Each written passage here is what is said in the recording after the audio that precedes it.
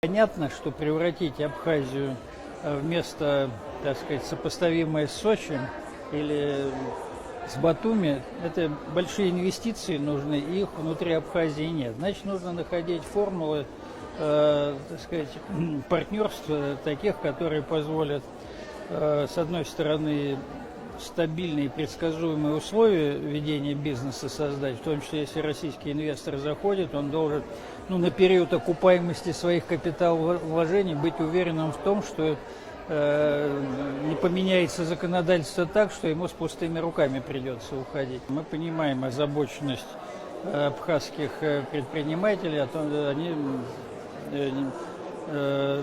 встревожены были тем, что российские инвесторы заполонят все привлекательные площадки и вытеснят их с рынка инвестиций, отдыха, рекреации, туризма и так далее.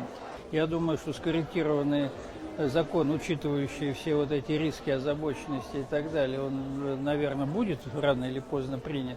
Но в этом заинтересованы абхазские предприниматели и абхазская сторона не в меньшей, если не в большей степени, чем российская. То есть инвестора надо заманивать.